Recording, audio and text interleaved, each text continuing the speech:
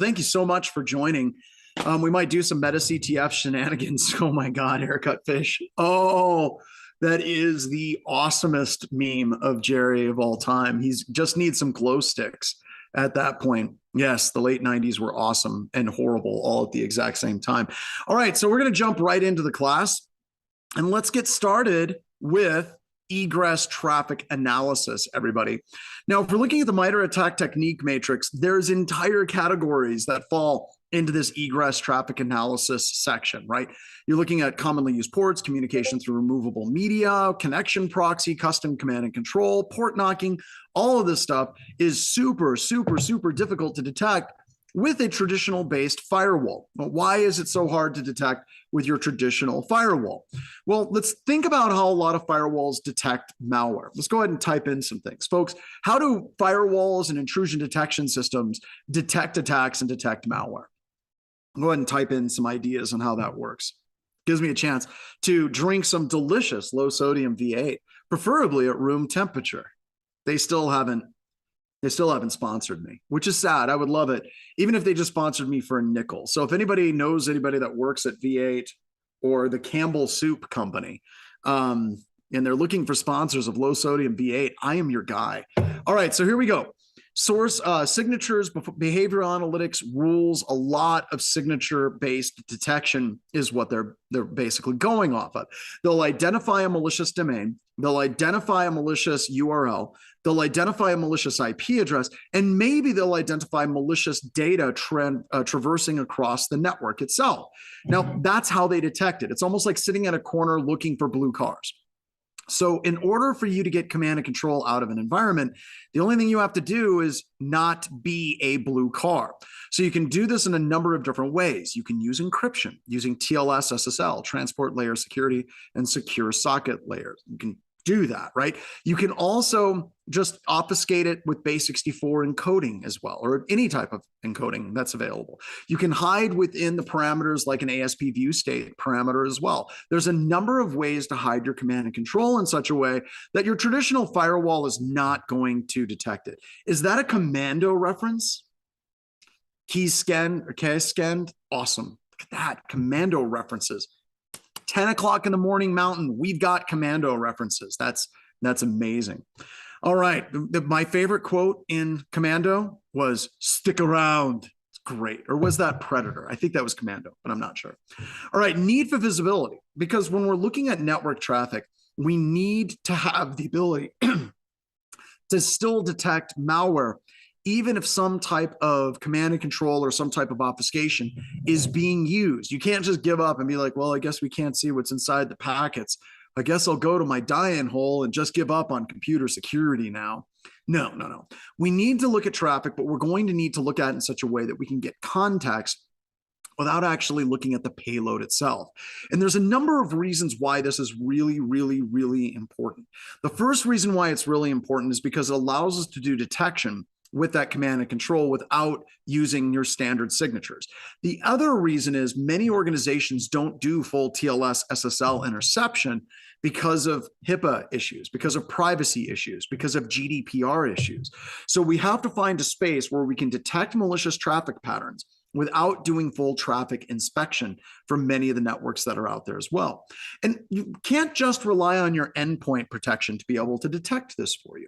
And the reason you can't is because you may have gaps in that endpoint protection coverage. You may be looking at IoT, shadow IT access. And when things go wrong, you need answers. When we're working with incidents, right? We're doing incident response with the team with Patterson Cake and the team at the SOC. One of the things we always try to get is packet capture data or Zeek log data, which I'll talk about here in a little bit. That is that flight recorder of what's going on the network itself. We want to be able to get that data so we can start making sense of who's communicating with who, so we can find anomalies and we can start identifying potentially malicious traffic patterns in that environment as well. So you really need to have a blend of host-based data and network-based data. An incident that we worked a couple of weeks ago, sure enough, we had a bunch of hosts where the EDR was not successfully installed, or possibly it was disabled. And the only level of detection that we had was looking at the network traffic data. It allowed us to fill in that gap. A little bit later, I'm going to be talking about overlapping fields of visibility and the importance of overlapping fields of visibility. And it shows how these different areas of detection on the endpoint and on the network can complement and support each other as well. All right, Netflow. Now, there's a number of ways that we can capture data from network devices. One of those is Netflow data, where we can look at the traffic flow of who's communicating with who, how much data has actually been communicated between those two endpoints, what's the time of data, and when did it actually end. It's a collection of network traffic statistics. This quickly became a standard. You have an exporter, you have an importer, and you have an analysis engine.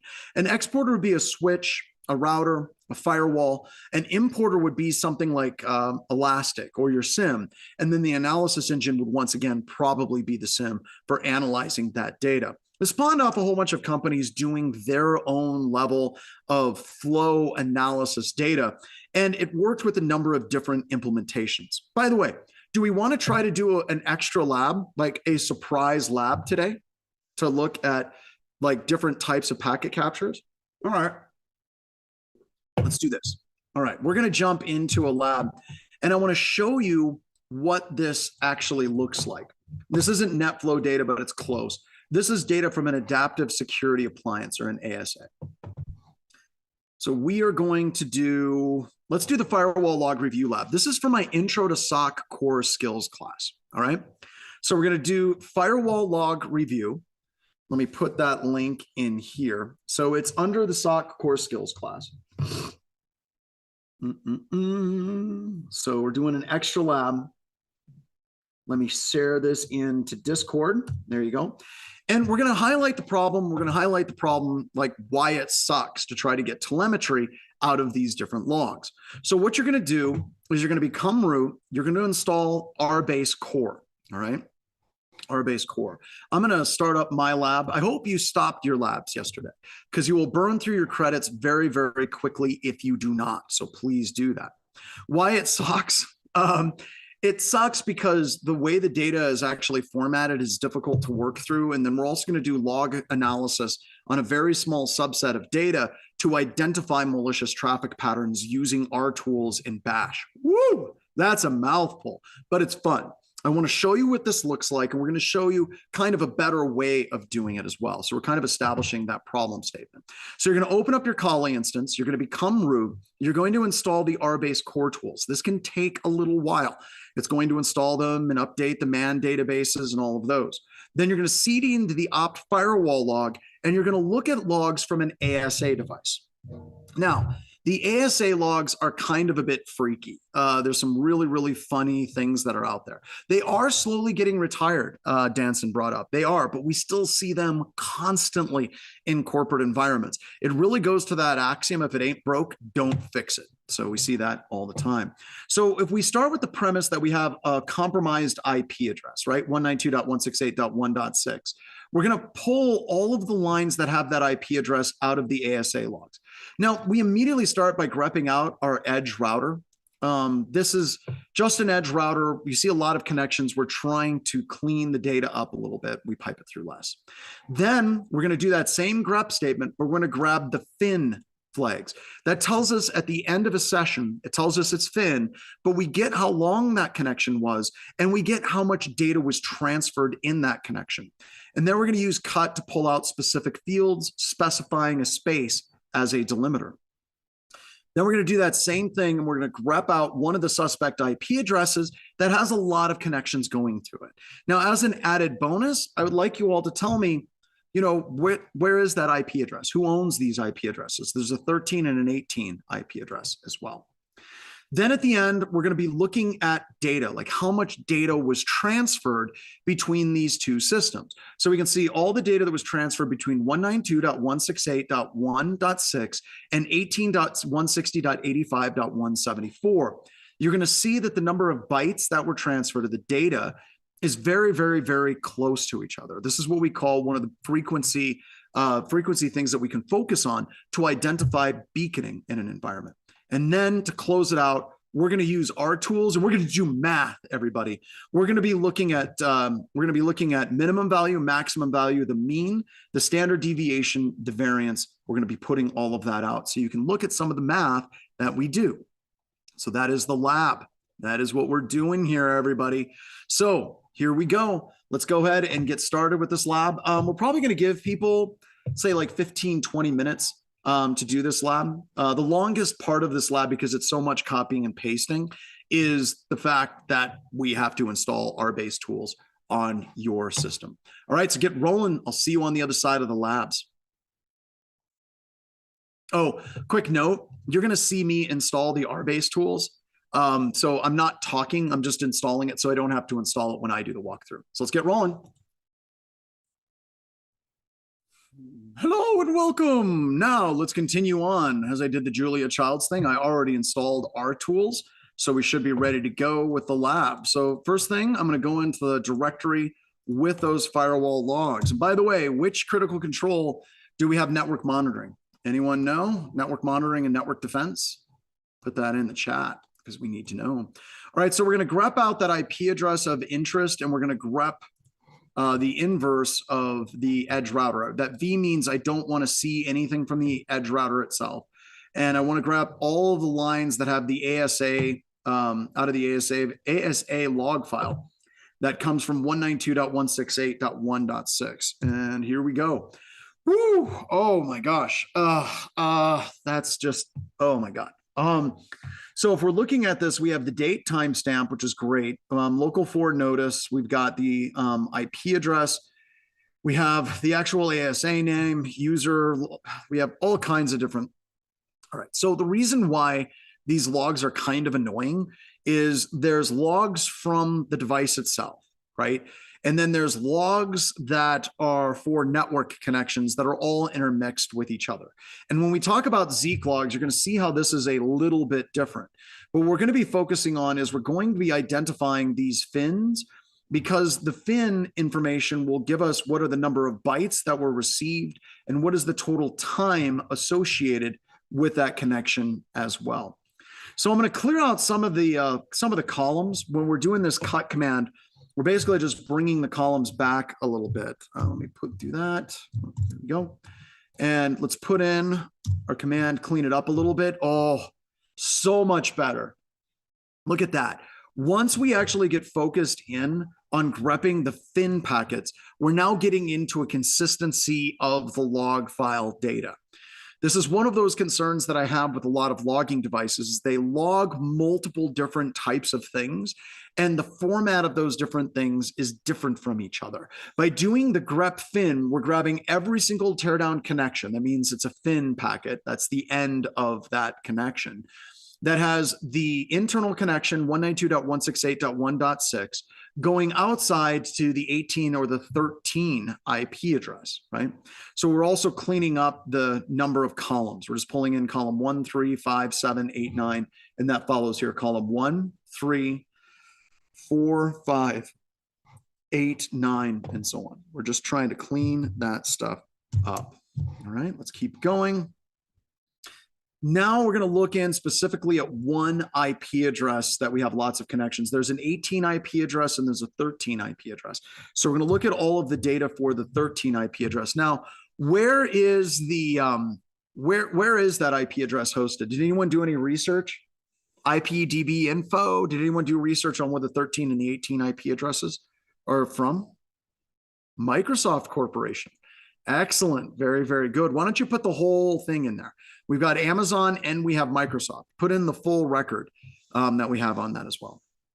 So how often should you review firewall logs? Do you need a SIM? Yes, you do need a SIM. So you can see that it's Microsoft Web Hosting. Nice. Now, you guys understanding why we use this as our command and control server, right? Because if somebody's doing research on this IP address, they see that it's actually a Microsoft IP address. We can look at 18, same thing. Do that. Now we have our 18. Once again, the bytes are a little bit different. We have very short duration and very consistent data sets on that as well. Now, we're going to focus in on just the data size, all right? We're going to look on that 14th delimiter right there. There you go. And you can see that we have this very, very consistent pattern 18, 16, what do we have? 32, 16, 48, 48, 32, 48, 16, 16, 32, 48, 16, 16, 16. So we have a really, really tight interval of data size, not interval. We have a very tight, like k-means clustering focus that we can look at on that data size. Now we're going to do math. All right. Now we're going to do math. So we're pulling in the data size. Now we were talking about, what do we have? We have 18 and 4. So 8, there we go. So we have the IP address, and then we also have the data size. So what we're going to do is we're going to put both those through, but we're going to focus in on the data size for the math on that. So grabbing that. So let's go ahead and grab. There we go. There we go. So now the big thing that we've got to focus on is we are focusing in on our script. And what, oh, come on. Stop. There we go. Put that in. There we go. So we're going to focus in on the data that we get from our script. And that our script, we're going to read in the data that we're pulling in from standard input from our output here. And then we're going to do quiet. I don't want to see all of the math on that. We're only actually doing analysis on the 14th column, Brady. We're not doing really much of anything with the 8th column. That's basically just the leftover. Whenever I was building this lab, I was focusing in on those 2 columns. So I wanted to make sure. So whenever I build this, I build it one section at a time. So we'll go through, we'll do the ASA logs, then I grep out, then I grep in, then I grep the IP address, then I specify the delimiters. So we're basically pulling those. You could probably pull that delimiter out, but then you would have to change the cut command and what it's focusing on. So it's just there. That's all you got. So sorry. All right. So when we're running it through our tools, we're running our math and we're going to find the minimum value. We're going to find the maximum value. We're going to find the mean. We're going to find the standard deviation. And then we're going to find the variance coming out of it. And this is what we get. We get the minimum value is 16. The maximum value is 48. So that means that we're looking at this really, really, really tight, narrow band between 1816 and 1848 bytes. And then the actual mean is going to be 1829, and the standard deviation is only 12. That's pretty crazy. And then the variance is 115. All right. So like I said, a pretty cool lab that really sets us up with the other section that we're going to be talking about when we start moving into Zeek data. Because if we're looking at ASA logs, if we're looking at Netflow, if we're looking at any of those things, that is a Cisco standard. And even within Cisco devices, how it logs that data is not consistent across the board. All right, it's not consistent. So instead, we can focus on Zeek. Now, Zeek is an open source standard that's maintained by Corelight. All right, it has a very large user base, lots of support, tons of consistency. Date timestamps are beautiful. And when you're looking at these required log files, it kicks out log files like DNS, kicks out log files like conlog for connection information, kicks out SSL TLS logs.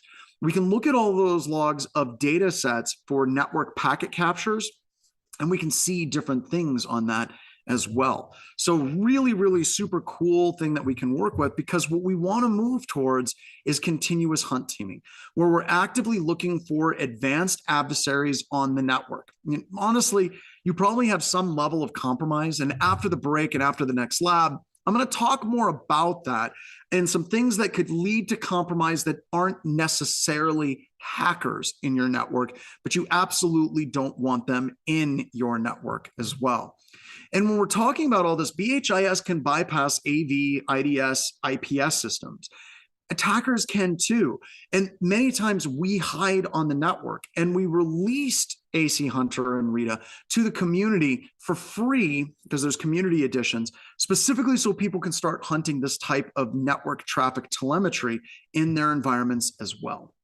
So the heart of all of this is RITA, Real Intelligence Threat Analytics. All right. Now, AC Hunter is the wrapped GUI that is around RITA. Okay. It's the GUI that's around the whole thing. AC Hunter, just a GUI, right? RITA itself is what does all of the heavy mathematic. It does all of the heavy math under the hood. So when you're looking at what AC Hunter does, really what it's doing is RITA data. It's parsing and processing through RITA. It looks for beacons. It looks for frequency of beacons in that data. You can also check denialist checking, DNS views, long connections. Basically, it's a full GUI for Zeek, and it's all available for free. Check it out. Time Traveling Nerd Herder has shared that with us. So what exactly is it focusing on? Well, it's focusing on frequency analysis and data size analysis as well. So when you're looking at these intervals, the closer it gets to the center of the flux capacitor on this particular slide, the more perfect that beacon actually is. All right. So if we're looking at that interval, if we have that interval, it's like Matthew McConaughey.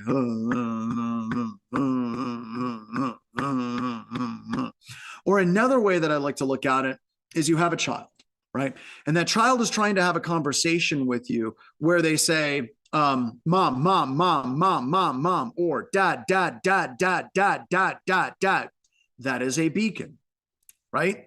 That is a beacon. It's very consistent in its intervals. It's very consistent in its data size, and it's very consistent in its connection time. Now, if you notice, these clusters are not absolutely perfect. If we look back at the data set that we just got, you saw that there was, in fact, some variation in things like the data size in the ASA logs. That variation is normal. So what we're looking is for clustering of those data connections. We're looking for clusters of the data size is really what we are actually focused on.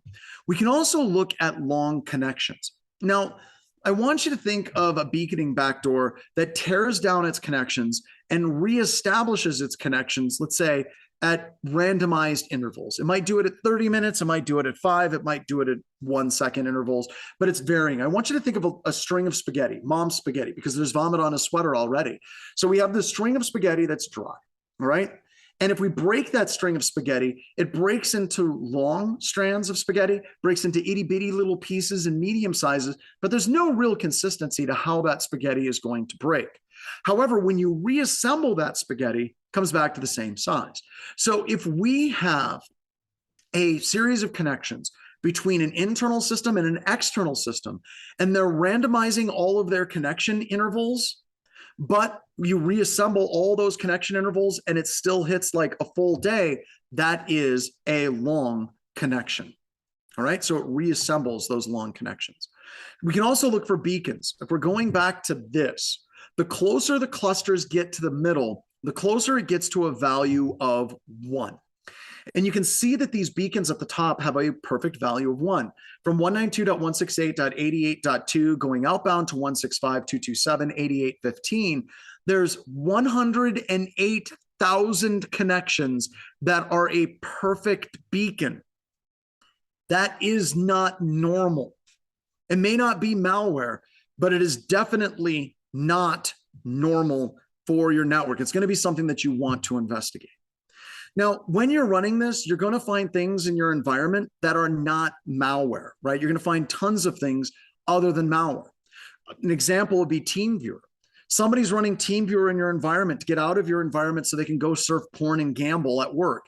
Is that something that you want in your network? Is it necessarily malware? It's not necessarily malware, but it is absolutely something that needs to be investigated in your environment, all right? A Gillette hospital was compromised by a ransomware attack by a rogue RDP system that was publicly exposed to the internet. Do you want publicly exposed RDP to the internet? Because that's how you get publicly exposed RDP to the internet. Tools like RITA and AC Hunter can identify those. The lower left-hand corner, sticking with hospitals, that is a USB to Ethernet device. It's actually a land turtle from Hack5. One of our customers had those devices, not Hack5 land turtles, but USB to Ethernet adapters that were running a very small Linux kernel. And that very small Linux kernel was communicating outbound to the manufacturer where you could log into their website and you could remotely manage those devices. That was a feature the hospital did not know existed, and they had to shut down those devices, right? Nuance, not Petya. Nuance are the people that bought Dragon Naturally Speaking software. And in buying Dragon Naturally Speaking software, people didn't understand that Dragon Naturally Speaking software has the capability to hand remote control over to your system to Nuance. Once again, that may not be that big of a deal, but you need to be aware that somebody in your environment can hand over full control of their computer to some vendor. And your standard security products don't detect these types of things. Your standard security products will miss these things. Ooh, creepy lighting. How do you like that for mood lighting? It's like an up-to-date max headroom. All right. Also, with RITA and AC Hunter, it is free. It costs nothing. And a little bit of reasons for why it's free. It's named RITA after my mom. If you're interested, you can go to a Darknet Diaries. I can't remember what episode it is, but I did an episode with Jack on my mother breaking into a hospital. And you can listen to this. It's episode 67. My mom was pretty awesome, and she was doing CFO work for Black Hills Information Security. And she got very, very close with the development teams. And she kind of became the unofficial mom of BHIS. And they named the tool after her. Now, part of the reason why it continues to be free is because my mother, when she was fighting cancer, I could get through this now, Brian. I don't cry so much anymore, which is great.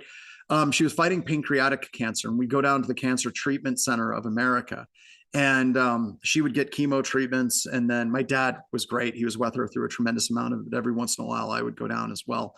And I would do webcasts in the hallway because I didn't want to keep my mom awake because she was resting. And periodically, she would come out and sit down next to me in the hallway. And she would talk about her cancer treatments and what she's going through and how everything's going with all the people that were on the webcast. And one of the things that she asked about was, she's like, this tool is really cool. And can we continue to make it free? And the reason why is it's free because the community has been so awesome to BHIS and to my family. And this is really a way that we can give back to the community. And it will be free. We have over 26 patents on what we do with RITA. And we don't have these patents to like charge people, but we have these patents to protect us for being able to release this tool for free as well. All right, so when you're trying to get this data, there's a bunch of data sets that you can work with. I'm not fine, I know, appreciate it. All right, so you can get full PCAP data. When you have full packet capture data, you have the ability to convert that data into Zeek logs. You have the ability to convert that in with like Network Miner and a whole bunch of different tools. PCAP data is the common denominator that gives you everything that you need to work with to do that type of analysis in trying to detect traffic in your environment as well. Now, you do run into encryption, but once again, when you're working with RITA or AC Hunter, you don't have to worry so much about encryption being a problem with that as well. Also, there's tools like Wireshark and TCP dump. We don't spend a lot of time talking about that in this class because we talk about that in the SOC core skills class on that as well. So egress packet capture, we want to grab the data right before the firewall in an environment. We want to grab that data, what we call pre-network address translation. Okay, pre-network address translation. And the reason why is we want to see the internal RFC 1918 non-routable IP addresses so we can actually see the source IP address for those connections leaving the environment. Now, there are dedicated devices that you can buy, and they're expensive, right? Gigamon, Corelight, not cheap. But I will tell you, they're pretty much plug and play. Like to set these things up and get to the point where you're actually intercepting and doing full network packet capture is super quick and super easy to do. And you got to ask yourself, even if they are expensive, how much is your time actually worth with that as well? TLS 1.3 and its impact on visibility. TLS 1.3, it's still an encryption algorithm. You're not going to be able to see it. Intercepting, it's a little bit more difficult, but you're going to see that it doesn't matter. If we're looking at Zeek log data, if you're looking at RITA, if you're looking at AC Hunter, I don't care if the data is encrypted. In fact, I'm making an assumption that that data is encrypted. And we can do things like frequency analysis to be able to identify patterns regardless of whether or not the data itself is encrypted out there as well. RITA, AC Hunter, and Zeek also captures user agent strings, okay? User agent strings are awesome, right? They are absolutely really, really super cool because you can look for weird user agent strings. Like if you're looking at Microsoft Delivery, Windows Update, Windows Wins, Crypto API, If we're playing the game, which of these things is not like the other? Which of these things doesn't belong?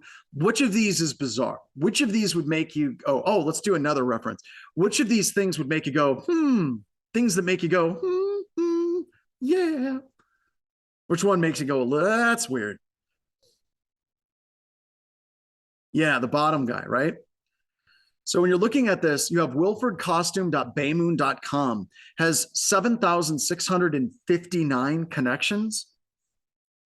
And it's the only IP address that has that user agent string. And notice that user agent string, look at most user agent strings, they say they're Mozilla compatible. It's not a Mozilla browser. It's actually not an Edge browser either. It's actually a piece of malware that's made to look like an Edge browser. It's not Mozilla. Look at those. Look at your user agent strings for any of your Windows browsers. They say that they're Mozilla compatible browsers. Yep, pretty weird. And then going back to the question on TLS version 1.3, there's been a number of people that have been doing fingerprinting of TLS connection profiles and fingerprinting the applications themselves. The fine folks at Salesforce have been doing this, and they've released JAW 3 and JAW 4 that'll allow you to do that fingerprinting of the TLS SSL traffic that's leaving your environment. And all of this boils down to us trying to do long tail analysis. We're hunting and we're looking for these outliers. We're looking for outliers in consistency in data size. We're looking for outliers in consistency and frequency. We're just JAW rule. Yes, very good. JAW rule. I haven't done any DMX references yet. We probably need to bring those back as well. We also have the ability of integrating with deny lists, where we'll pull that data and it'll look up all those IP addresses, and it will tell you if any of those external IP addresses are on known deny lists as well. And all of it can be installed in a variety of different ways, and you can install it on the Security Onion too, which I think is pretty cool. All right, so let's get to the next lab with RITA and AC Hunter. So I'm going to go back here, and we're going to do RITA and AC Hunter. Now, what you're going to do in this lab is you're going to start by looking at RITA output, which is all going to be changed. It's all going to change. You're just going to look at the HTML file, click on VS Agent, look at beacons, and this is the raw table output. After you're done with this, you're going to look at what the data looks like in AC Hunter.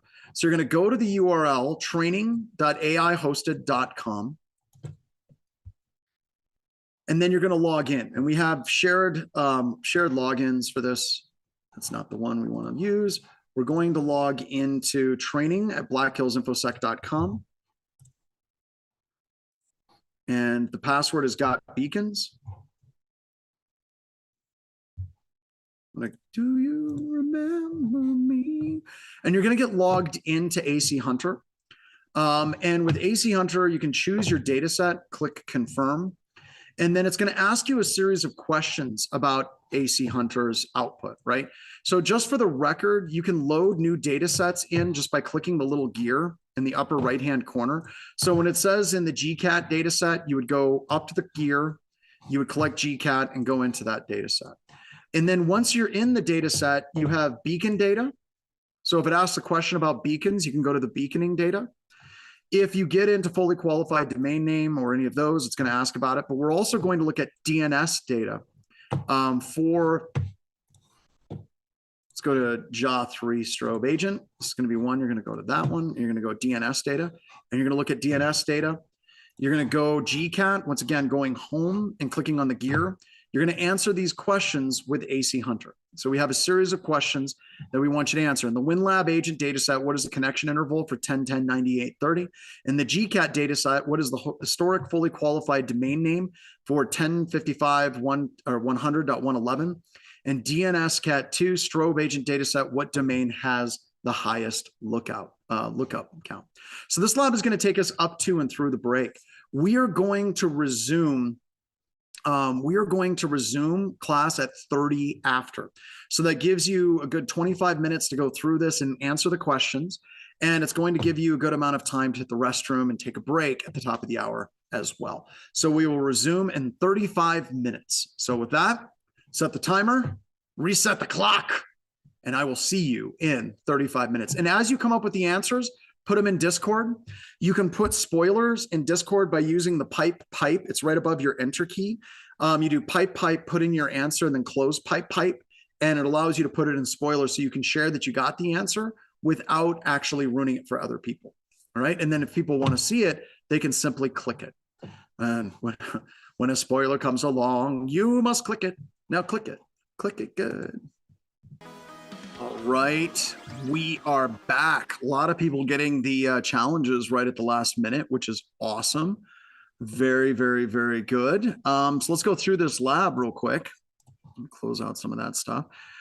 So I'm going to jump over the RITA stuff, mainly because RITA is completely changing, but you get the idea that RITA does its output in a standard like spreadsheet output, right? It's just kind of how it works. We're going to switch over. We're going to focus in on the AC Hunter data. Now, the first question, I'm going to move this down and we got to open up. I think I need to log out and log back in. Go ahead. There we go. All righty. So if we're looking at the data sets that we have here, it says, okay, we got some questions going down. With the WinLab agent data set, what is the connection interval for 10.10.98.30? All right, so if I go back to that, go to WinLab agent, and we go to our beacons, and we have the 10.10.98.30. So if we look at this data, we can see that the main beacon is at 15-second intervals, but also take a look closely about how this data drifts to the left. Now, this is because Geoff Beyer created this particular backdoor, and he was specifically messing with an algorithm called k-means clustering. K-means clustering is a fine algorithm. We use k-means. We also use MADMOM, medium average distribution of the mean. But if you're doing any type of frequency or beaconing analysis, if you're just relying on k-means, this type of drift will break k-means.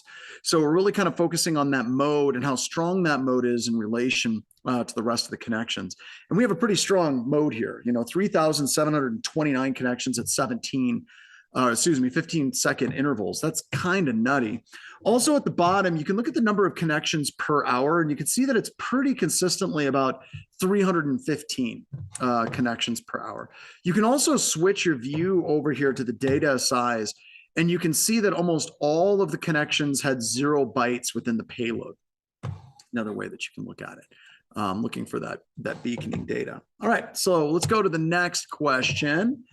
The next question is, in the GCAT data set, what is the fully qualified domain name?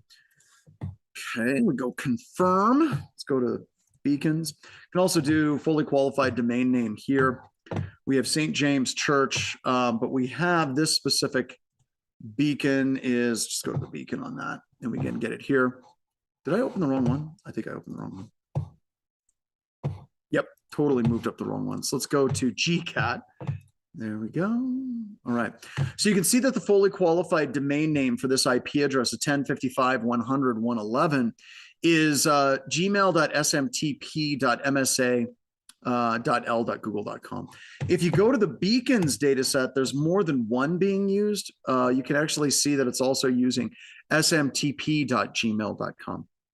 Now, this particular data set is a data set from a backdoor that we created at Black Hills Information Security as a proof of concept data set. So I had our interns, fleet of intern flying monkeys, create this tool. And the name of the tool is GCAT. And what it does is all the command and control goes through well-formed SMTP Gmail messages. And the reason why we did that is because I had a theory that the firewalls and everything that were out there were ignoring all of the traffic that was coming and going to Google. Lo and behold, we were right. We know that this is a backdoor that we now see adversaries using and variations of it because we saw the Russians using this particular backdoor in Ukraine before the war. So kind of some scary stuff there. The last one is asking what is the domain that's being looked at in the DNSCAT2 dataset, JA3 strobe. And you can see that you have this domain, this r-1x.com domain. The number of fully qualified domains is at 62,000. Now, what is a fully qualified domain? If you look at going to like www.google.com, mail.google.com, maps.google.com. Those are fully qualified domains associated with Google. So if you're looking at this R-1X, it has 62,468 fully qualified domain names. That's abnormal. That is really weird. That shouldn't happen. I know of 2 legitimate situations where that might occur, but by and large, it's malware. And this is how DNS beaconing malware works. Now, the interesting thing about this is we're looking at the number of lookups are 109,227. We have 62,468 fully qualified domains. That's only being queried by one computer system, and that may be normal. Why would that be normal? Anyone want to take a guess as to why would it be normal that all the DNS queries are coming from a single IP address, 192.168.88.2? Any takers? Got a number of people are typing. DNS server, but what usually is the DNS server? Usually it's done by your Active Directory server that does DNS recursion for all of your internal hosts. So all of your internal hosts will go to the domain controller and will recursively do the lookup on their behalf.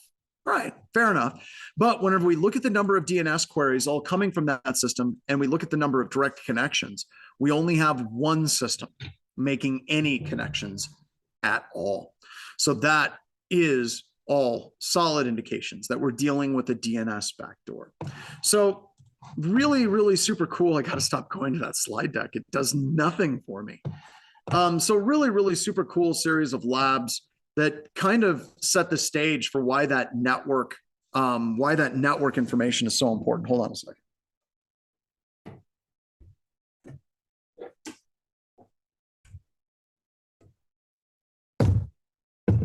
Time to hydrate. Yep. AC Hunter is free. We have a community edition out there. We have an AC Hunter community edition that you can download for free. We can provide that link to you all. And there's also a lab that we don't go through in this class that shows you how to set up AC Hunter at home on any router that you can buy at like Walmart or Best Buy and use ARP cache poisoning. What are the 2 exceptions for that many fully qualified domain names? One of those exceptions is and they're both security products. One of them is an AV product and one of them is an NDR product. And they communicate outside of the environments using DNS through the fully qualified domain lookups. That's it. Those 2. All right, let's keep going. So we've got MITRE and user entity behavioral analytics, the next section that we're going to love that meme, just destroying the computer. I feel that. I got a question. How many of you, like, you love working with computers in your job? You do. But whenever it comes to outside of your job, no, you're not interested. If people are like, hey, could you help fix my computer? You literally want to pull out the sledgehammer and just destroy their computers, right? I have people all the time that are like, well, you know, what do you mean you don't want to fix my printer? I thought you were a hacker and you loved computers. I'm like, no, I got into hacking because I hate computers. So it's just me taking it out on them as well. Now, when we're looking at user entity behavioral analytics, there are very, very, very few tools that will hit as many of these different MITRE attack categories as something like user entity behavioral analytics. Seriously, EDR is the top. Like having a good solid EDR is just really, really, really at the top. But when you're looking at what's the next best thing, using user entity behavioral analytics is just right there. And a lot of this boils down to because logs are an absolute complete train wreck. There's no such thing as a you've been hacked log, which I probably need to turn that into a t-shirt. Hold on, let me text people. As Brian's pointing out, I'm chasing squirrels. Hold on. Okay. Let me go.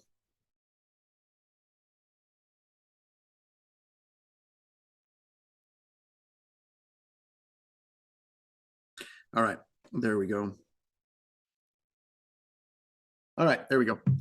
Sorry, squirrel. We need a t-shirt, and you guys found out about it here first, folks. I think the payload dropper would be awesome for a kid's onesie, like a baby onesie. Would be really cool. But yeah, that point is that log just doesn't exist. We just don't have it. And traditional logs do not give useful log data at all. They just don't. The traditional security application and system event logs are just hot garbage. They don't really give you what you need.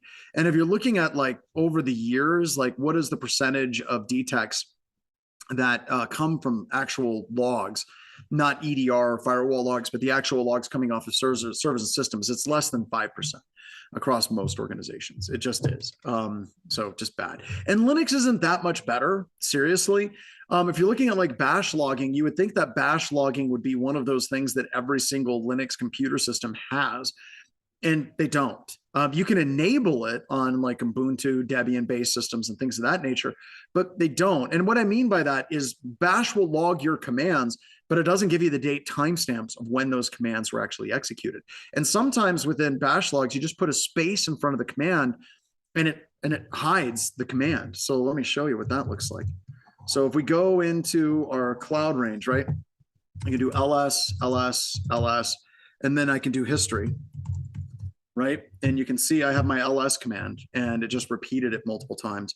I can do space, who am I? Like that. Look at my history. And you see that who am I didn't show up. So I can do space, netcat. I can run whatever I want. I can do space, oops. And it's not in my history. So yeah, there's this weird thing on Linux systems, this one weird trick that allows you to hide your commands on a Linux computer system. I mean, how weird is it that that actually exists? So we're looking at these logs and we're trying to figure out how we detect things. We probably need to get something beyond logs, or at least getting beyond just looking for a simple event log that will detect the attacks for you. Okay. So if we go back to JP-Cert, some really, really fantastic security researchers out of Japan, right? So whenever we were going through and looking at this like years and years and years ago, there was nobody that was really running attacks and living off the land binaries and seeing what were the impacts of those living off the land binaries. And the fine folks at JP-Cert were like, stand back, hold my beer. And they went through and they looked at tools like PSExec, WMIC, scheduled tasks, and they looked at all of the evidence that was created from the event log perspective, the registry perspective, prefetch perspective, file perspective, that would be evidence of these files being used. Now, all of that feeds into user entity behavioral analytics, because instead of looking at a single event log, user entity behavioral analytics will look across multiple event logs, looking for indications of an attack across multiple logs, telling an entire narrative, bringing that entire story together. Kind of like, I don't know, I would say it's kind of like a nice rug that causes a whole room to hang together as well.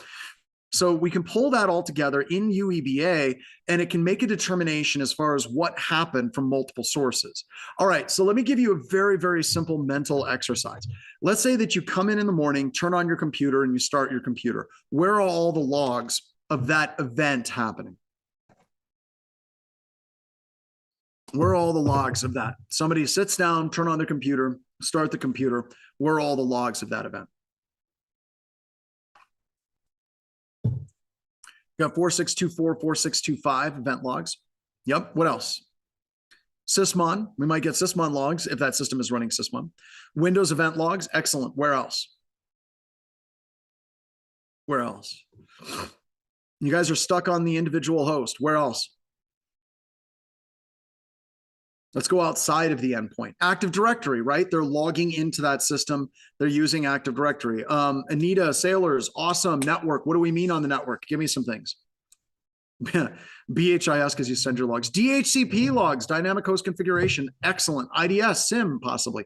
ARP tables, right? On switches. Where else?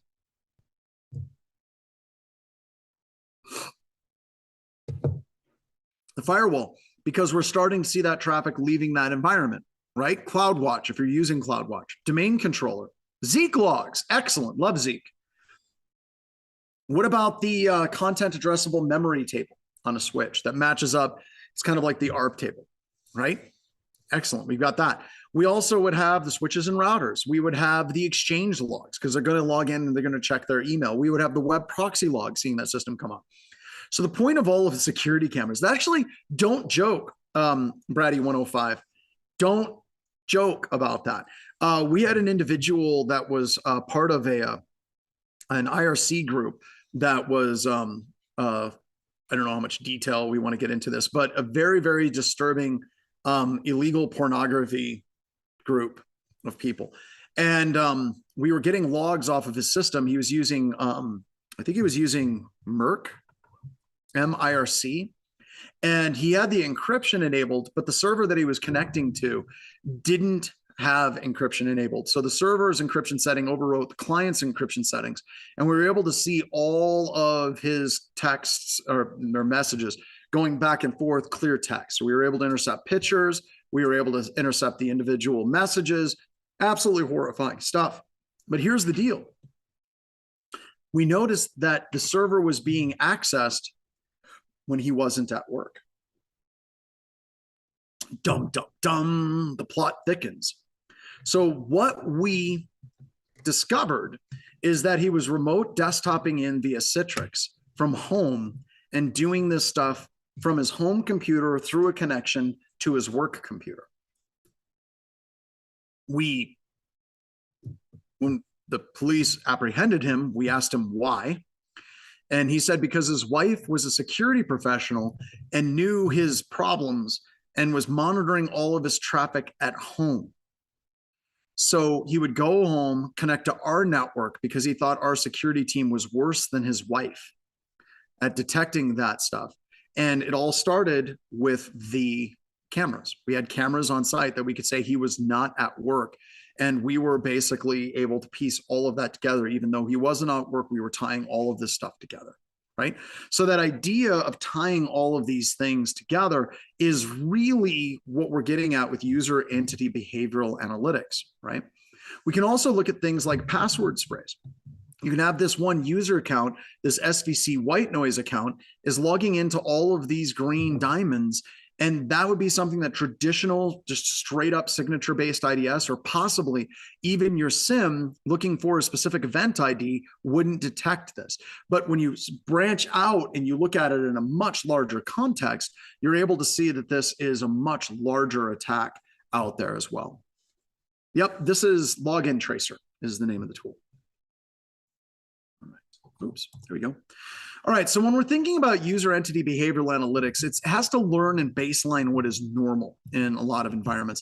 And a lot of this stuff, what it does very, very, very quickly is it does something like, I like that. He could have just bought a phone. This was a long time ago, y'all. People are like, why didn't he just use his phone? This was 2004 is when that incident happened. Yeah. All right, so I want you to think of stacking cards, right? Every time someone logs into a system, there's a +1. Every time someone logs off a system, there is a -1 value. So +1, they've logged in, -1, they've logged off, and then we can set a threshold, let's say like 6. So if somebody tries to log in to hundreds of systems like you see this, it's going to trip off that threshold, and we're going to be able to see multiple computer logins from one computer or multiple computer logins attempted from one computer in one user account. And now all of a sudden they'd get, oh my God, it's over 2,000. Then we would generate an alert, and then we can deal with that as well. Now, AI, that's a really, really simplified way in the way that you can go through and identify and look at machine learning, but a lot of the algorithms are designed for baselining what is normal. So if you have somebody that logs into 40 systems a day, and that's the baseline for Bob, and now all of a sudden he's logging into hundreds of computer systems, that's weird. If you're looking at somebody that usually pulls 30 meg off a file server, and now you have an Edward Snowden that's dumping, 3 gigs, that's abnormal, right? That becomes really, really strange, and we need to investigate it. Now we're coming back into some key questions, like we're going to pull our logs, all of them. Right? We got systems, we've got servers, we've got services, we've got network logs, we've got log, but getting the right log can be very difficult. So we need to be doing some type of drilling to identify where those logs are actually coming from, right? So we've got Active Directory logs, right? With Active Directory logs, we can tie everything to an account. We can tie that account to a workstation, and we can look for that, like that authentication through Kerberos trying to pass that authentication token to multiple different computer systems. Now, I have people that tell me all the time, well, tuning user entity behavioral analytics is really hard. It's very, very difficult to do user entity behavioral analytics, and it's just hard and it's difficult. Did I mention it's really hard? And anybody who's old and has like multiple white beards or white hairs in their beards or on their heads, whenever you hear young people talking about UEBA and they're like, oh my God, that's so difficult, we always go back in our head to a sad space where it's like, I used to have to write Perl scripts that would manually parse all the logs to syslog by hand from a command line.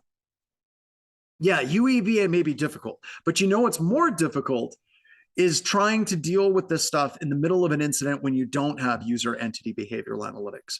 Because if you don't have something like UEBA, you don't have the ability to track that authentication from an account to how many other workstations. So we have the red circle authenticating to the green diamonds, and then we can see it gaining access to additional user accounts with the blue circles as well, right? Logon Tracer and UEBA can also give you like your top ranked login users, like administrator, Michara Kanagawa. Ah, man, Nihongo totomo muzakashi desu ne. But you have all of these different user accounts and all of these different systems. We can do some type of analysis as far as what is normal with these things. UEBA can also look at things like timestamp analysis. So we can start looking for those clusters of timestamps whenever a user account starts logging into multiple other workstations and user accounts as well. And that brings us to our lab where we're going to be playing with a tool called Deep Blue CLI. This is by Eric Conrad, a very good friend of mine. I haven't seen him in way too long. But Eric created this tool that'll look for suspicious behavior. Now, to be completely blunt, this is not a tool that you would run in an enterprise, right? This is a stand-in for what UEBA can actually do. All right. We're going to be looking at this tool as kind of a lens of the type of stuff UEBA can run. Your tools like your SIM, whether it's Elastic, whether it's Splunk, whether it's ArcSight, should have the capability to be able to do this on their own.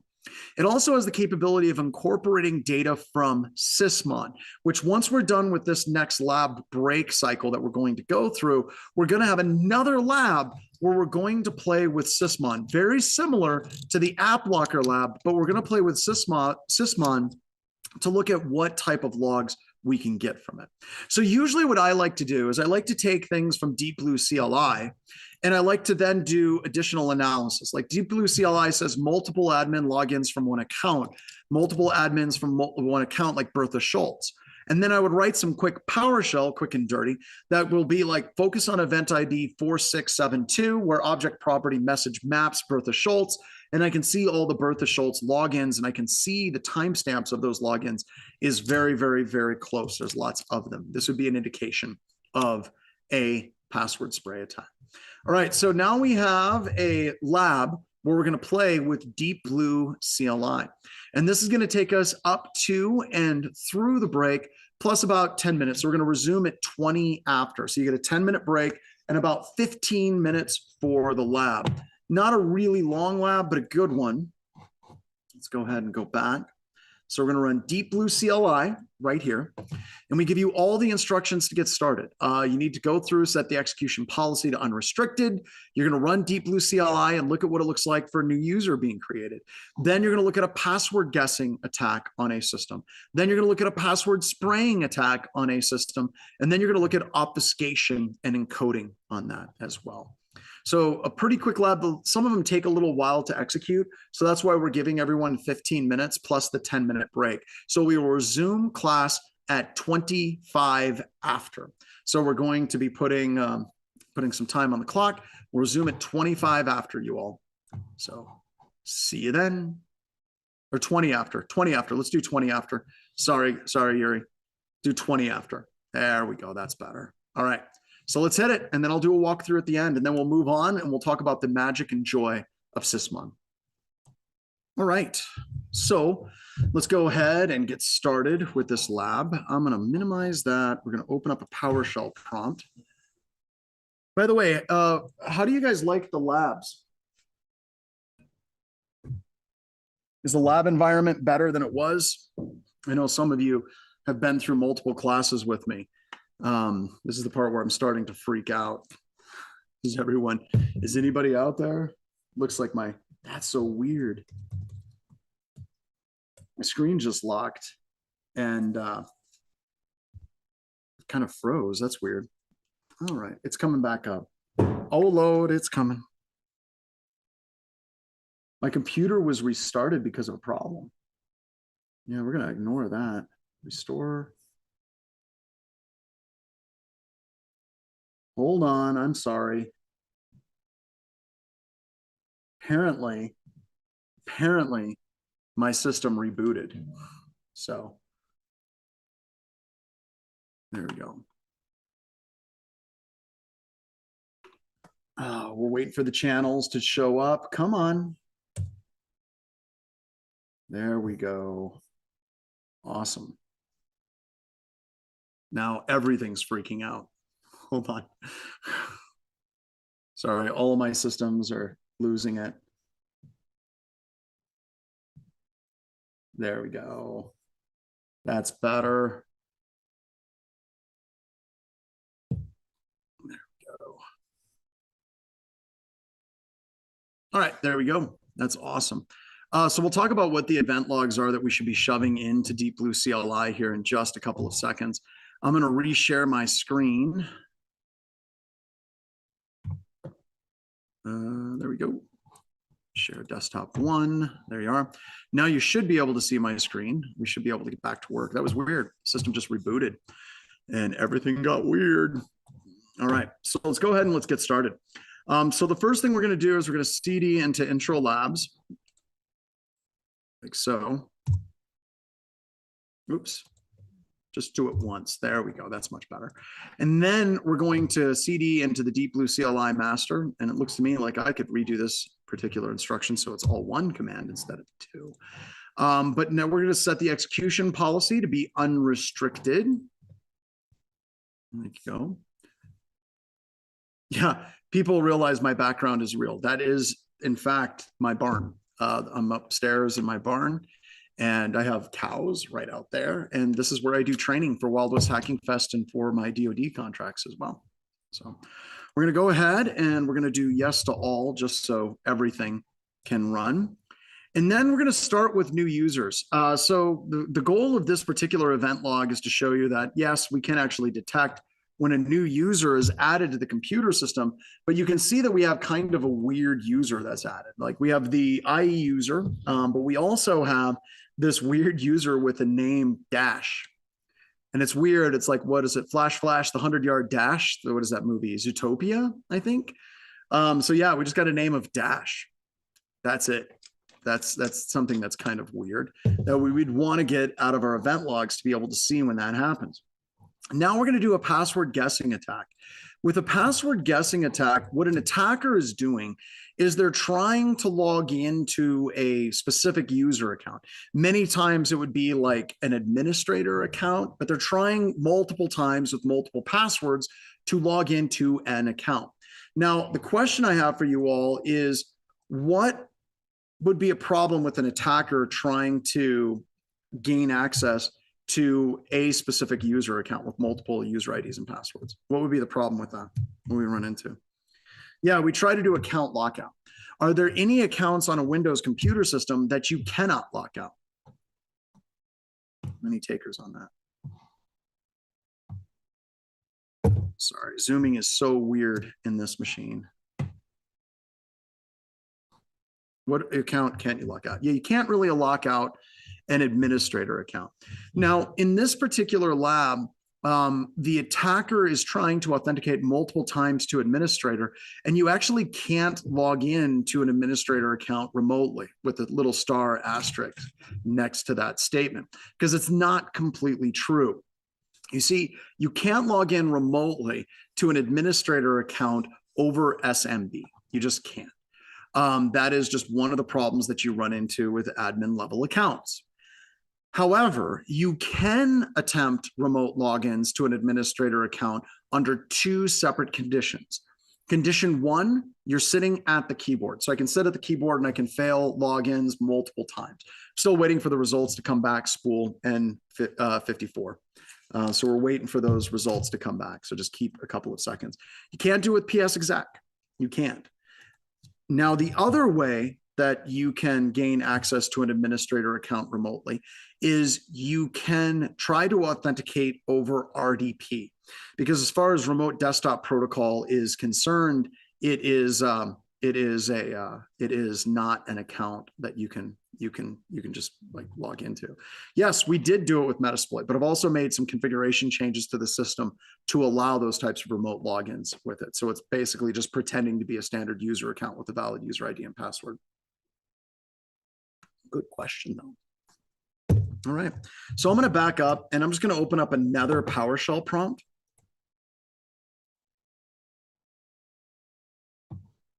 And we're just going to do the next one while that one is taking some time to run. So I'm going to CD into Intro Labs, Deep Blue CLI master.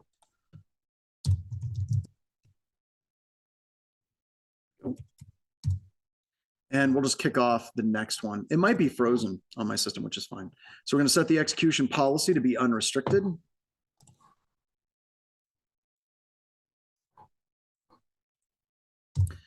And then we are going to do the last one, which is looking for obfuscation and encoding, right? There we go. This one runs a lot faster. I don't know why this one was froze. Oh, there we go. It came back finally. Hooray, hooray. All right, so let's go ahead and let's do some zooming on this. Zoom, zoom. Okay, so zooming in. So for this, you can see that the username administrator has 3,560 failed login attempts. So that's a pretty good indication that someone is trying to authenticate to the administrator account, trying multiple different user IDs. Now, the problem with this is if we're doing a password guess, that account lockout is going to shut the attacker down. So the way that attackers get around that is actually very similar to one of the labs that we did earlier, where we do a password spray. You guys already saw us do a password spray. We can actually look for the indications of that password spray as well. So in this particular one, you can see that the JWrite account coming from desktop JR78RLP tried to log into every single one of these accounts. And that is an indication of a password spray attack. The last one that we did is we looked at the different types of obfuscation. And to be honest, many of these obfuscation types, I don't even understand. I know kind of at a back of the head idea how they actually work, but when you're looking at what it why it works, honestly, I don't know for some of them. All right, so the first thing that we're doing is you can see that we have a suspicious command line. We have possible command line obfuscation, only 60% alphanumeric and common words. And you can see that we're doing a bunch of camel case substitution, right? It's almost like if this was an administrator that wrote this PowerShell script, it would be like they're a serial killer trying to send you a message cobbled together from a variety of different fonts from different newspapers. The point is, a standard human being doesn't do that, right? A standard human being doesn't do that as well. Then if we scroll down, this one right here, suspicious command line is greater than 1,000 bytes and only 6% is alphanumeric. The reason why is because the attacker added in a bunch of white space at the beginning of the command. Now, the reason why the attacker added in all of that white space at the beginning of the command was to try to push the actual attack off the side of the buffer. So many IDS, IPS, and like SIM and like log analysis tools, they establish specific size buffers that are allowed to like only receive so much data. And they do that specifically to try to defend against buffer overflow attacks. If you want an example, a lot of EDR products, they will only analyze executables if they're under a certain size. So we've seen tricks where people have created malware in a file that's a gig and executed it, and EDR just looks at it and is like, nope, not even going to try it, and it just lets it go. So we're seeing these kind of neat tricks. The next one is we're doing a variety of different types of encoding. So you can see that we're still running IE, but we're specifying the character, and we're looking at like ASCII and hex. So let me show you real quick.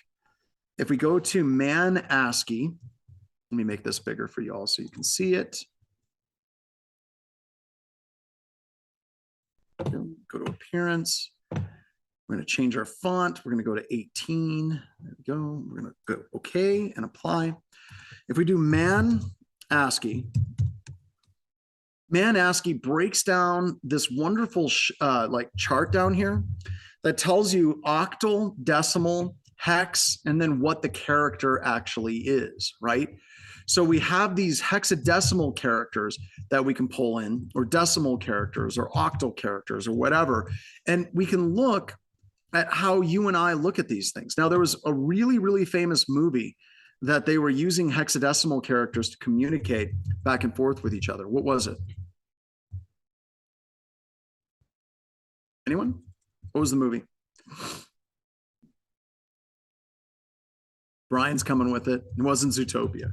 It was not Zootopia.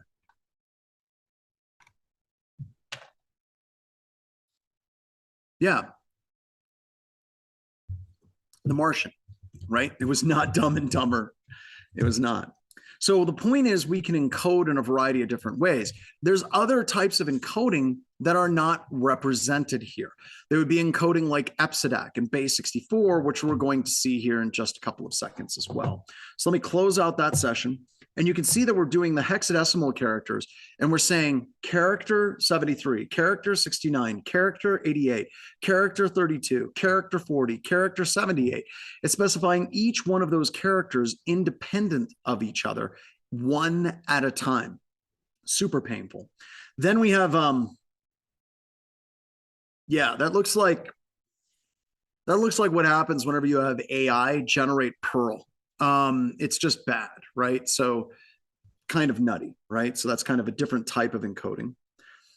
We're doing the same character trick. Instead of doing character 20, character 24, character 5, character 125, character 117, character 19, it's loading up all of those character numbers into an array, and then it's converting them as well. And then this is base64 encoding. So we're doing base64 and just taking the entire string of data and we're encoding it. Here we're doing binary encoding of the malware. And here we're doing the same character strings where we're joining them in a different way. Another different way of doing character arrays as well. So a bunch of different ways that we can execute our malware on a system and then be able to detect that. Now, the really, really important thing that someone asked at the beginning of this particular lab was, well, wait a minute, what type of event logs do I need to be able to make something like Deep Blue CLI work properly? And that is an excellent question. I'm having multiple problems with my system freezing at this point. Come on back now. Come on back, Shane. Shane, come on back.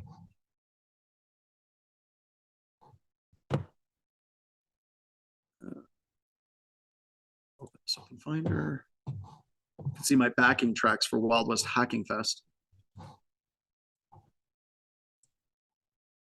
It's not letting me do that. There, I've got to click that. There we go. There we go. There we go. That's better. So let's go ahead and let's bring up the slides and start working through that question that was asked that I thought was a good question.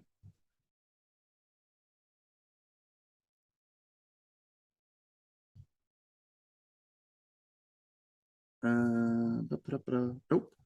Almost there. Here we go. Finally caught up. Now let's go view and let's go enter full screen. There we go. All right. So now let's talk about the type of event logging that is required for this to actually work. Okay. So whenever we're looking at event logging, we have some key event logs in Active Directory that are interesting, like 46, 24, and 25, log on, log off, ACL object access, process launch and usage. All of these different ones, of course, are useful for a variety of different ways, especially when we're looking at Active Directory. But we're going to play a game on this because we have Zach De La Rocha and Lionshare just kicked out a meme that is very, very, very close to Zach De La Rocha saying, because now I know the power of a question. So the question boils down to, how much do you log? In many organizations, they like to talk about their logging in like really big numbers. Like we log a terabyte a day. A terabyte's a lot. That's a lot of data. How much do you guys log? Anyone want to share what they log until all the disks fill on day 2. I like that because it's funny because it's true. All right. Now, our largest customer in the SOC at BHIS, we log a petabyte of logs a day. Just for the record, a petabyte is a lot. Okay. All right. What do you log from? Well, it should be everything, right? You should be logging in everything. Now, here's where it gets really, really interesting. Who tells us what we should be logging? You have these compliance standards like CIS, you have the compliance standards like NIST, you have these compliance standards and all these different groups that get together and they give you these logging strategies for your organization. Who's usually behind that, right? Usually it's the SIM vendors. Because when they're setting up logging, they're like, oh, well, we better get the experts. Why don't we get someone from Splunk? We better get the experts. Let's get somebody from Elastic, right? And all of these vendors, they tell you you should log everything, everywhere, all at once, all at the exact same time. 2 little rocks talking to each other at the end of time. You should log everything. Because as Jerry's pointing out, it's money, dollar bills, y'all, dollar bills, y'all. I think it's kind of a really sad state of affairs whenever we're taking advice from people that have a vested interest in making money on the amount that we log. Because the next question is really, really important. What percentage of your logs have an alert or a signature associated with them? And some people are already answering that question. I saw some people cop and they said, hey, 5%, 10%. Isn't that terrifying to you? That if you're dealing with an organization logging strategy, that 90 to 95% of your logs that you're logging are garbage and you'll never do anything with them. Now, to be fair, the vendors will constantly tell you, oh, well, you should really do it because, it would really suck if you didn't have those logs and you needed them. It almost sounds like the mafia at that point, right? It's like, it would really suck if you didn't have the logs in here to detect this attack. So the vast majority of the logs that you capture, there is no signature, alert, or anything associated with it. And at BHIS in our SOC, we are constantly analyzing what do we have actual alerts for and what do we not have alerts for. And we're constantly trimming that back and saving money on costs in Elastic. Now, going back to the Deep Blue CLI question, what type of logs do we need to be able to detect those types of attacks? Well, for the starters, we need command line logging. Now, you would think that in Windows computer systems, that Windows command line logging would be very, very, very easy to do on that as well. Question was asked, can't pull up the labs at this time? Absolutely. They're available to you in MetaCTF. They're ready when you're ready. So we've got you covered, all right? So it's not really easy to turn on Windows command line logging. You think it would be a checkbox, enable command line logging, and then it would be done. And that would be it. You would be over with it. It's not. So the next few slides are going to show you some really horrific things in Microsoft event logging, right? So you've got to go through and you have to have audit process creation auditing enabled. Then you must enable the policy setting to include the command line in the process creation of events. There's an error that Microsoft tells you. It says when you use advanced audit policy creation configuration settings, you need to confirm that the settings are not overwritten by basic audit policy settings. Then you need to set the max log size to be bigger because it's going to require more. Then you need to see these effects. You need to make 2 additional group policy settings. Go to admin template system audit process creation, policies window security advanced audit detailed tracking. And by the way, the second setting will more than likely be overwritten with your group policy settings. You want to watch out for that. And then to avoid that overriding of the advanced audit setting, you need to set a 3rd setting that is required. You have to go to define domain policy, computer security, local, and security audit and enable that. And finally, after all of those things, after that's all done, finally you get this. You get command line auditing. Beautiful, beautiful, bellissimo. It's amazing. All right, so we've got that. Now we can log the net command, net1, user, domain. Oh, it's so good, so good. But we had to make like 6 changes to actually get it to the point where we can do that type of logging. Not cool. PowerShell logging, I'm sure, is easier. I'm sure that there's just like an set enable PowerShell logging 1. No, there isn't. For that, you have to make 1, 2, 3, 4, 5, 6, 7 changes in PowerShell to enable PowerShell logging. Now, to be fair to PowerShell, you can totally roll all of this into one script and execute it. You can do all that in one shot. And that's good, but still, no, it's not, Sophia. It's not logged by default. Command line logging and PowerShell logging are not logged by default. How does that make you feel, huh? It's a little bit scary, I think, right? So that's a little bit terrifying, right? But when you have the PowerShell logs, once again, it's beautiful. I mean, look at this, right? Look at this. This is amazing. You have the actual command line where someone's trying to pull down Bloodhound and execute it. It's beautiful. Now, Sysmon makes it easy, right? Sysmon is like 10 seconds easy to install. You simply go through, run Sysmon, accept EULA, give it a config. We're going to be using the Swift on security config for this lab that we're going to be doing in a second. But we also recommend Olaf Hartog's Sysmon modular as well. But when you install it, done. It's up and running. And look what Sysmon gives you. Look at what Sysmon gives you, right? We have the full image path. We get the file version. What was the description of the file, the product, the company, the original file name, the command line invocation, the current directory, the user that ran it, the login GUID that ran it, the integrity level, don't know what the hell that is, the hashes of the executable, the parent process ID, and the parent process execution. Woo! See, that's the stuff you want, everybody. That's the stuff you need. And you can push it out with group policy. Super easy peasy to do. Then you can get all those Sysmon, those tasty Sysmon logs using something like WinLogBeat or any type of EDR that you're actually using as well. Now, there's a bunch of cool products and companies out there that contribute to the open source community. One of them was SOC Prime, and it shows you how complicated the different values can be for trying to get string matches. And then also the Sigma project. The Sigma project is kind of like the Rosetta Stone for SIM log analysis. It's very, very, very cool. So check it out as well. So what we're going to do now is, I'll finish out the logging and then we'll do a lab. Now, if you want to get logging on certain services like Exchange logging, the problem is actually compounded a little bit more. Like you shouldn't be running on-prem Exchange anyway, but you need to enable logging on the Exchange server, and you also need to enable the IIS logs as well.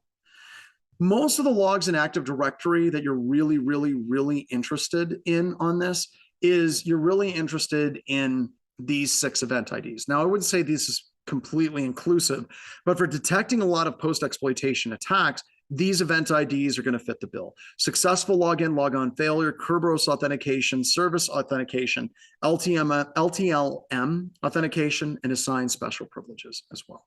And that brings us to the Sysmon lab. And the Sysmon lab is a long lab. And the reason why, we're going to be creating malware again. All right, so we did this earlier yesterday where we did App Locker. We're now going to do Sysmon, which is very, very similar to the App Locker lab that we did earlier as well. You're going to set your AV so it's off. Then you're going to disable your firewall. You're going to run ifconfig, going to get your Windows IP address. Then you're going to become root. You're going to mount your IP address, your Windows system over.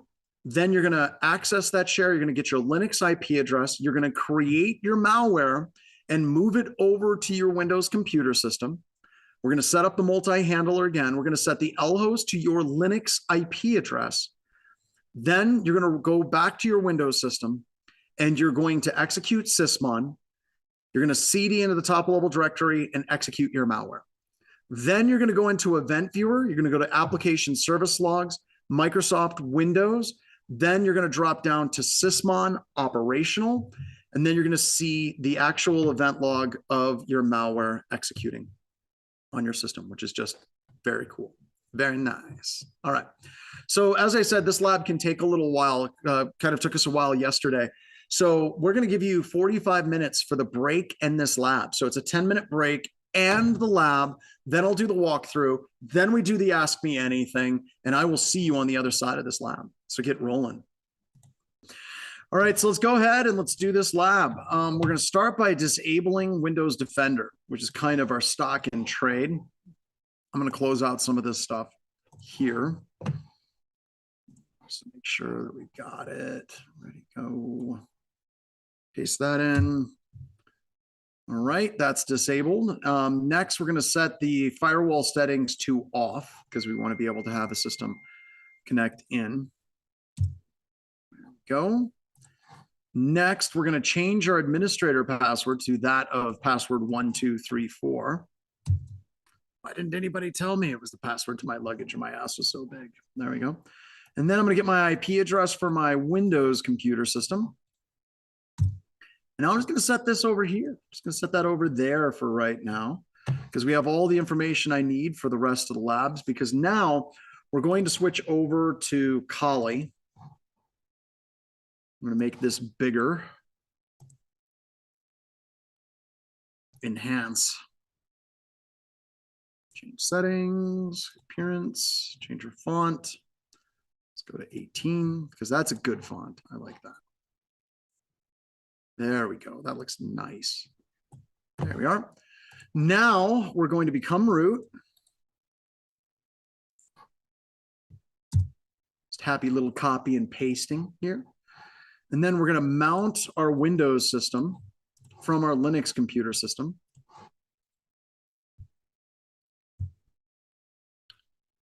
And my Windows IP address is 10.10.110.46. I'm going to mount that share. Mount that share. Do, do, do, do, do, do, do, do, do, do, do. Then we're going to CD into that mounted share. Type ls to make sure we see Windows files, and we do. Now we're going to get our Kali Linux IP address. We're just going to put that up there. We've got 10.10.88.134. And then we're going to create our malware. Put in our Linux IP address.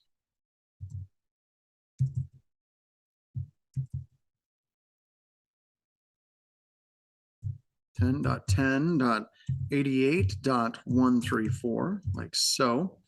Once again, it's going to take a little while to create that malware because seriously, Metasploit is a very large Ruby environment, but I am an impatient man. So I'm going to open up another Kali terminal and we're going to get started with creating the reverse connection. Okay, never mind. It was faster than me. Apparently I heard its feelings and it heard what I said. So we're going to do MSF console -Q. Quiet, I am sleeping in you. All right, and takes a little bit. Once again, we do the Q because we don't want to get the banner. The banner throws all kinds of fun things, and I can show you what the banners look like here in a little bit, but that kernel panic banner just destroys me whenever I'm teaching this class, and I have students that are like, oh my God, I had a kernel panic on my system, and it's like, no, you're fine. You're okay. Takes a little while. While we're waiting, we could kick out some really good cat memes. Oh, no, scratch the cat memes.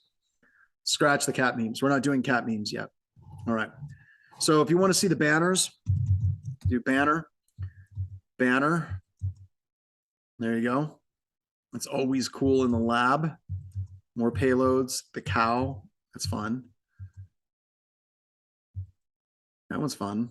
Didn't say the magic word. This is another one that I get problems on. People are like, I started up Metasploit and kept saying permission denied. Where is my the banner I'm looking for, the kernel panic one? There it is, this one right here. This is the one that starts and people freak out. They're like, oh, you started to do it, but we got a kernel panic. No, you didn't. It's fine. It's good. Not a kernel panic. It's just a joke, an inside joke. And those are really annoying for people that are just getting started in computer security. So I just sidestep it. I just shut it down. I don't do that. All right. Now we're going to set up our interpreter reverse TCP payload or connection coming in. We're going to set our lhost to be our Linux IP address, like so. And I'm going to grab that. Too many banners. Uh-oh. It's off the top of my screen. All right, so let's go all the way down. Let's just get that IP address real quick. 10.10.88.134. Take that, copy it. There we go. And then we type exploit like so, and nothing happens, and that's okay. That's perfectly fine because we haven't executed the malware. So now what we need to do is we need to open up a standard command prompt because we're going to execute Sysmon. So we're going to cd into the intro labs, like so, and then we're going to run Sysmon, running the Swift on security config. Right, there we go. And now we're going to execute our malware. So we're going to cd to the top level directory and then run trust me. Now our malware runs. Successful execution was had and was enjoyed by all. Now we're going to open up Event Viewer.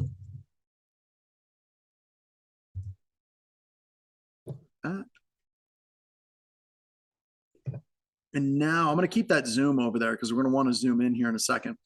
We're going to go into our logs that we have called out here. Let me scroll down so you can see. We're going to go to Application and Services Logs. Windows, Applications and Services. There we go. Very good. Then we're going to open up Microsoft and then Windows. And then we're going to scroll all the way down to Sysmon Operational. And we're going to look at the magic of the Sysmon logs. So let me go back here a little bit. Right there. So this is our malware executing. Let me zoom in on it. Enhance, enhance, enhance. There we go. So we can see now that we get the name of the executable. We get the original file name of the executable. We wanted to talk a little bit about this and why this is so cool. So with the Metasploit framework, whenever you create malware with MSF Venom, it inserts that malware inside of a previously known good executable. It's kind of creating a Trojan back horse where it inserts it into Apache Bench command line utility or AB .exe. Now it renames it to trustme.exe, but if you actually look at the malware itself, it is totally Apache is in there along with Metasploit as well. So let me show you what that looks like. Let me zoom back. And I'm going to open up another Kali terminal because to be honest, you just can't start enough Kali terminals. You just can't. Go ahead and queue that.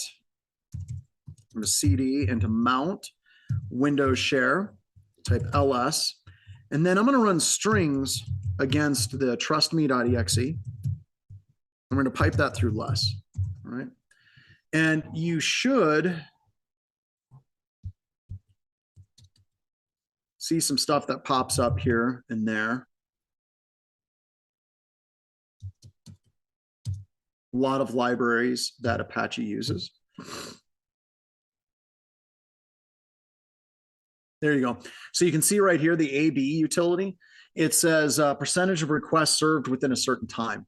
That's actually some output that you can get statistics for your Apache web server. So those are Apache usage information that we have there.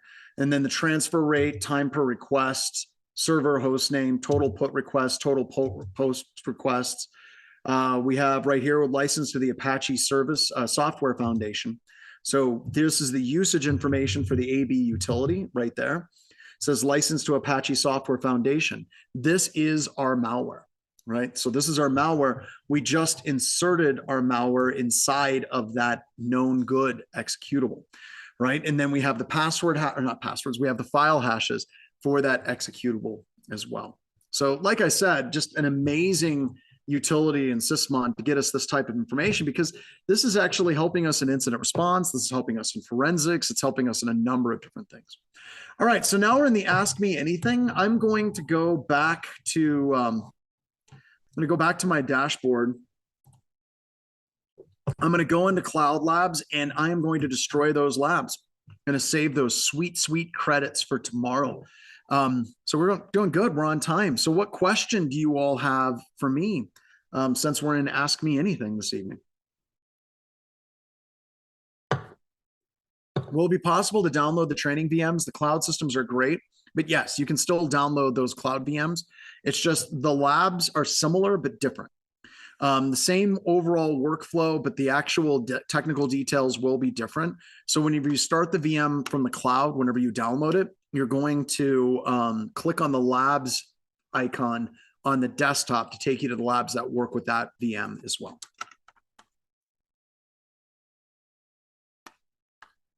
Apparently people are voting for me as president. What, dude, everybody that votes for me for president is fired. How do red teamers find out what attackers' TTPs are being used in the wild? To be completely honest with you, it's usually the opposite. A lot of hackers find the TTPs that red teamers are using. That's more realistic from what you see today than what they're actually using in the wild. I missed it earlier. If you want to threat on your own endpoint with Deep Blue, which event log would be ideal? Remember, he added in Deep White CLI, so it can pull that log information from Sysmon logs. But yeah, you're going to need the security system and application event logs, and you'll need to enable the command line logging and PowerShell logging. Once you have that set up, you've got a really good little sandbox system that Deep Blue CLI can find those things on as well. All right, what other questions? Follow-up question I had yesterday, would you consider prompt construction newish tech to hook my wagon on? I don't understand the question. I might be missing something there as well. Is there a recommended hardware tap for home networks so we can get logging? One, you don't need it. If you go to my labs, this is kind of cool. I have a lab right here called AC Hunter Community Edition. If you open that up, it gives you step-by-step instructions to set up AC Hunter in a virtual machine. And then you use BetterCap to do ARP cache poisoning to poison all the traffic to go through AC Hunter. So you can see that traffic running through AC Hunter as well. So it basically runs ARP spoof to redirect all the traffic on your network, no tap required at all. If somebody could post that in, I've got a separate window for the questions, but hopefully that answers your question. Bionic security engineer. The other way that you can do analysis of your network traffic is a tool called Firewall. And I run this at home. I've got a home Firewall. I run the Firewall Purple, which is kind of sad because the Firewall Blue used to be just $800.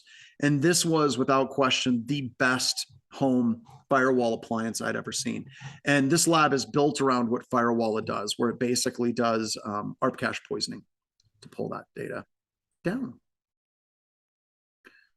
Love this content. How can I incorporate it into my GRC PCI compliance? Well, we have a class coming up that is that we're creating. Actually, it's done and it's in the can and it's getting processed.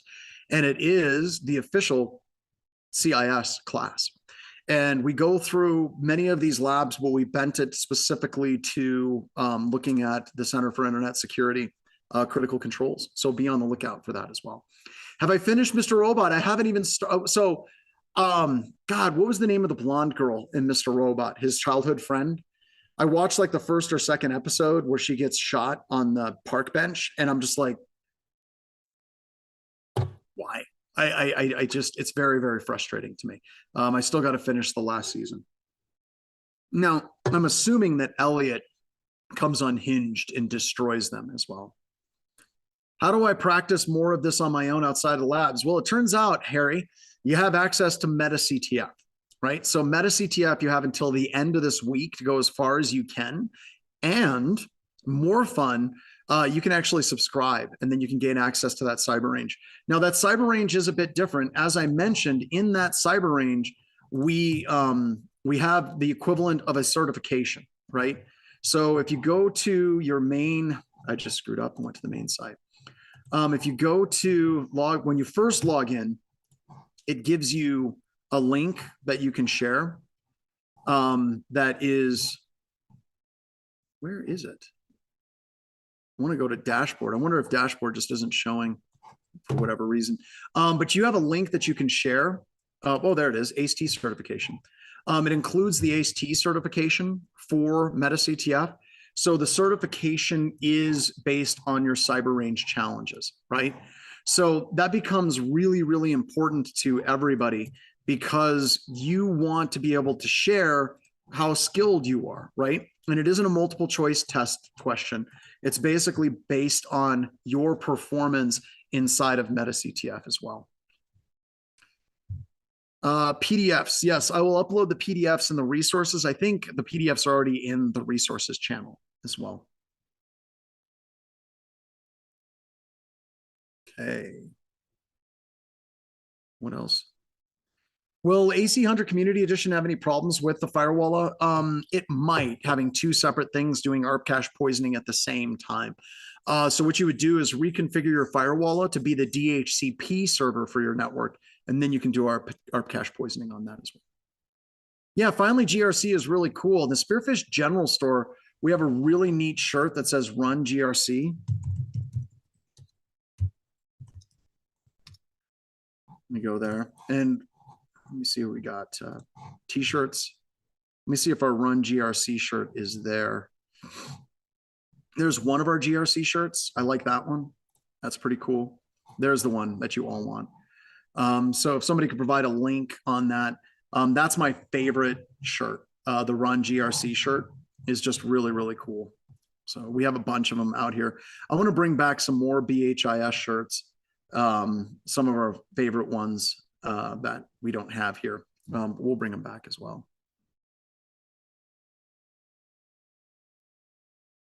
Okay, what else do we got?